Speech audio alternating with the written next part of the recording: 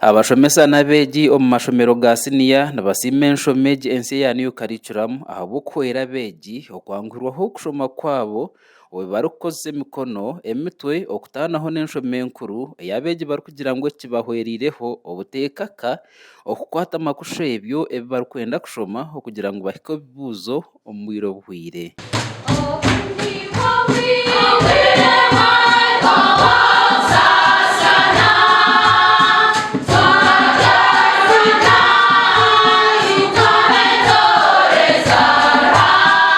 Ogu n'omwaka gwa mukaaga enshomeji ensi eya new curriculum yatandikire omu siniya y'ahansi kandi ekagumizamu ekaza n'omu higher kandi okurugirira aha byarugire omu bibuuzo bya siniya ya kana ebyashohozibwe ekitongore ky'eby'ebibuuzo ekya UNEB omu mwaka gw'2025 abeegi bingi borekyereire okuhuguuka bwanyuma y'okukora munonga kandi batiiremu n'amaani. Curriculum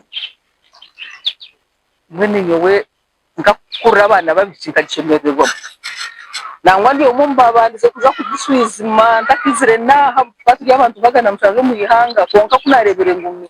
nayo kugira ngo ecyora ashome okito mu ngora ninge cyora arebe kizobe kiriyo mu aho kupura oba nishome oba no muhowani oba ningahi okereze icyo kubasa kugira ngo kiyambe bakweta problem solving. New curriculum egi science hino kweyangukireho kwango abo kugira ngo curriculum neyereka omwana ngo wana omushomesa akore ekitukweta and zone cyo kushomesa kyona atekwe kutaho emikono yeye. For example tukantushomesa nka acids and bases ezituyamba nahabwakyo omubazi gw'amino harimu nka sodium hydroxide ngeno hata omwana nakimanya ngo no yakwatine mbazi bamino konka yakwata ebitoke akabikurashingaje akabyomesa nabasabona mu sodium hydroxide kandi yagitominoge ebase gakora. Abazire tukabetaho mu nkiko kandi twabagandara okugradinga twabagandara nangwa abazira mu bakaba barafanya ubuzo first grade baza distinction tukageza ko bashobora kwamanyisa ngo umuntu arikubakozere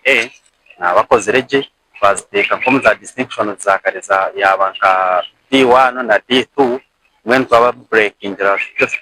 abazira bitu babicenga n'abana mbabashobora. Omuringo ngogumwe Reverend Father Dennis Bino Mugisha kandi urubwana mukuru wa Rushanje ayebimbire mesa ebiremu abana ba St Maria Goretti Girls Rushanje bari kusima Ruhanga habo kubahereza amani okukora munonga. Kanitira mu gikunze abwenshonga ne twegesa collaboration skills twatije mu groups discussions nituzamu o discovering ebyo takumanya omuntu akwegesa aho nkikuyamba promotinga ideas zo kubotine oyongeraho curriculum yitu ebonire yo challenge kuzere kugira ne allowing a practicals hands-on skills noine cyo kuba nokora nantabuza mu kushoma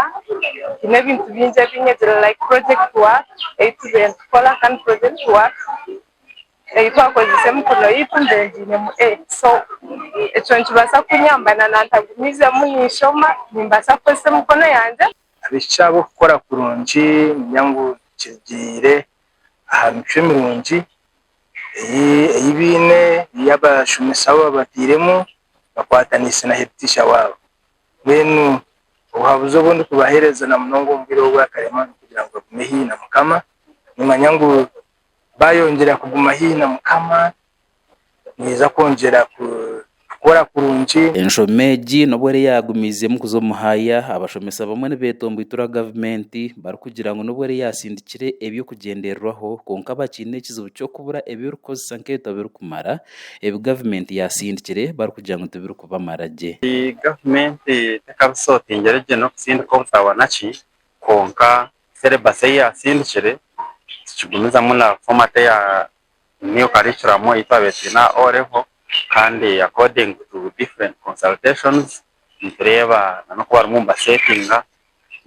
setting according to new curriculum. Omurimisaniye mwe Reverend Father Dennis Bino Mugisha ashabira abashomesa hamwe n'abeegi okutina mukama kandi no kumengesho zabo. God the Father, the Son and the Holy Spirit come down upon you, and on you remain, now at the beginning of the term, until the end of the term, until the end of your life. It's a prayer through Christ our Lord.